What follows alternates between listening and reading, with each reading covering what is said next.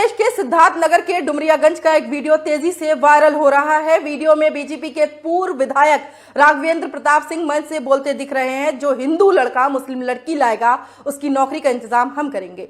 जी हाँ, आपने सही सुना, जो हिंदू लड़का मुस्लिम लड़की लाएगा उसकी नौकरी का इंतजाम हम करेंगे। तो मैं कह रहा हूँ, 2 पे कम से कम 10 मुसलमान लड़की लाओ और उसको हिंदू।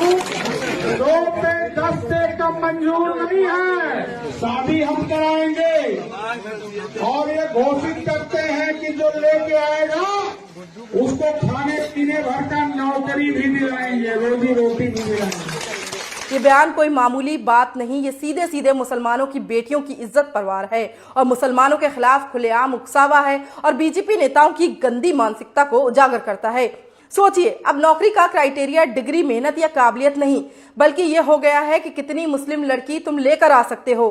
क्या हम सच में उस दौर में पहुंच गए हैं जहां एक लड़की इंसान नहीं, इनाम बनकर नापी जाएगी?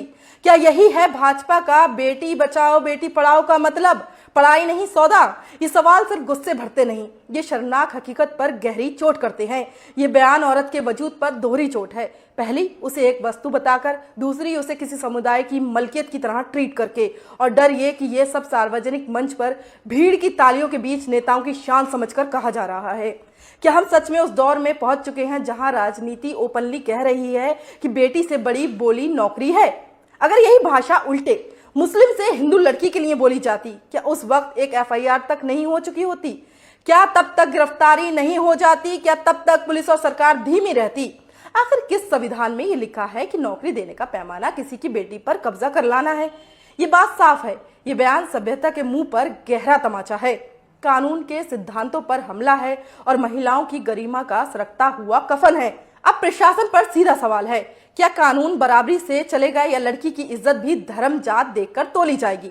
यदि इस बयान पर भी कार्रवाई नहीं हुई तो ये साफ संदेश है कि इस देश में औरत शब्द कानून की किताब में नहीं, बस भाषण की भीड़ में है। ये मामला नया नहीं है। राघवेंद्र प्रताप सिंह के खिलाफ पहले भी विवादित और भड़काऊ भाषणों की खबरें आई है और इस तरह के बयानों से मुसलमान औरतों में खौफ और अविश्वास बढ़ता है। अगर नेताओं की जुबान से ऐसी बातें निकले तो युवा समझेगा कि बाजार में मुसलमान की बेटी बेचकर कहीं भी व्यवस्था का हिस्सा बन सकते हैं। क्या हम अपनी बेटियों का भविष्य ऐसी बयानबाजी पर छोड़ देंगे? लोग प्रशासन पर सवाल कर रहे हैं कि प्रशासन ने अब तक क्या क्या कदम उठाया। इस मामले में एफआईआर दर्ज होने की खबरें भी आई, पर क्या जांच वो पारदर्शी है या तेजी से हुई? सिर्फ बयान देकर माफी ले लेना अब काम नहीं चलेगा। वीडियो की फॉरेंसिक जांच, गवाहों की तस्दीक और दोषियों पर कड़ी से कड़ी कार्रवाई होनी चाहिए, वरना समाज को ये संदेश जाएगा कि कुछ लोगों के लिए कानून अलग और कुछ लोगों के लिए कानून अलग है।